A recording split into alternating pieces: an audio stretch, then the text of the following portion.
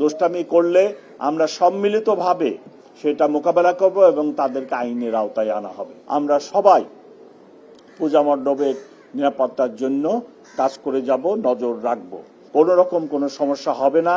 আমি আশা করি নিরাপত্তাজনিত কোনো ঘটনা ঘটবে না। সমাজ কল্যাণ মন্ত্রণালয় থেকে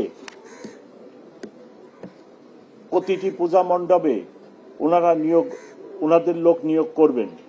আমি পূজা উদযাপন কমিটির যে নেতৃবৃন্দ এখানে আসেন, আমি ওনাদেরকে রিকোয়েস্ট করব সমাজ কল্যাণ মন্ত্রণালয়ের ওই সকল ব্যক্তি নিয়োজিত হয় কিনা সেটা আমাদেরকে জানাবেন বা আমাদের স্বরাষ্ট্র উপদেষ্টা মহোদয়কে জানাবেন, কারণ ওনাদের ব্যাপক সংখ্যক লোক এইবার নিয়োগ করা হবে পূজা মণ্ডপগুলোতে। ধর্মীয় এই উৎসবকে কেন্দ্র করে যে কোনো ধরনের ভুল তথ্য বা অপতথ্য ছড়ানো রোধে সাইবার পেট্রোলিং জোরদার করা হবে। পূজা মণ্ডপের পরিবেশপথে অপরিকল্পিত অননুমোদিত অস্থায়ী দোকানপাট স্থাপন নিরুৎসাহিত করা হয়েছে। পূজার নিরাপত্তা ব্যবস্থা তদারকির জন্য ঊর্ধ্বতন পুলিশ কর্মকর্তাগণ নিয়োজিত থাকবেন। দুর্গাপূজার নিরাপত্তা ব্যবস্থায় নিয়োজিত অন্যান্য আইন শৃঙ্খলা বাহিনী ও সেবা সংস্থাসমূহের সাথে সার্বক্ষণিক সমন্বয় থাকবে। পূজা মণ্ডপ পরিচালনা কমিটির প্রতি আমাদের অনুরোধ, ভক্তবৃন্দ চলে যাওয়ার পর মণ্ডপ যেন কোনোভাবেই অরক্ষিত না থাকে। সেজন্য রাতের বেলা কমপক্ষে 2 জন স্বেচ্ছাসেবক পূজা মণ্ডপে উপস্থিত থাকবেন। পূজা উদযাপন কমিটি আছে, সেই কমিটির লোক অবশ্যই রাত্রি 10টা থেকে ভোর পর্যন্ত ভক্তবিন্দু আবার আসা পর্যন্ত দয়া করে থাকবে। আপনারা কাউকে একা রেখে যাবেন না।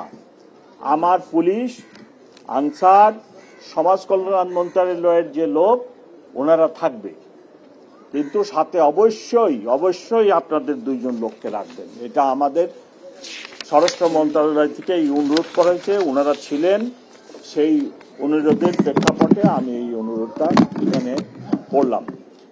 যে পরিমাণ পুলিশ অফিসার এবং অন্যান্য আইন শৃঙ্খলা রক্ষাকারী বাহিনীর সদস্যদের নিয়োগ করা হয়েছে, এর বাইরে আমি আমার এই মেট্রোপলিটন পুলিশের যে ঊর্ধ্বতন পুলিশ কর্মকর্তা আছে তাদেরকেও ফ্রিকোয়েন্টলি পূজা মণ্ডপগুলো ভিজিট করার জন্য অনুরোধ করেছি এবং ওনারা আজকে থেকেই করবে।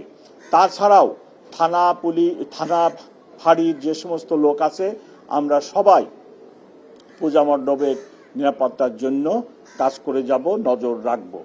আমি আশা করি গত বছর পট পরিবর্তনের পর যে পরিবেশ ছিল, তখন আইন শৃঙ্খলা রক্ষাকারী বাহিনীর মনোবল এত ভালো ছিল না, নানা ধরনের জটিলতা ছিল।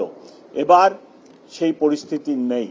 এবার আইন শৃঙ্খলা রক্ষাকারী বাহিনীর লোকজন, বিশেষ করে ঢাকা মেট্রোপলিটন পুলিশের সদস্যবিন্দু সুসংগঠিত হয়ে গেছে। পূর্বের নেই আমরা কাজ করতেছি এবং কোনো রকম কোনো সমস্যা হবে না। আমি আশা করি নিরাপত্তাজনিত কোনো ঘটনা ঘটবে না। তবে সবসময় দুষ্কৃতিকারী থাকে, সব সমাজেই থাকে, সব দেশেই থাকে।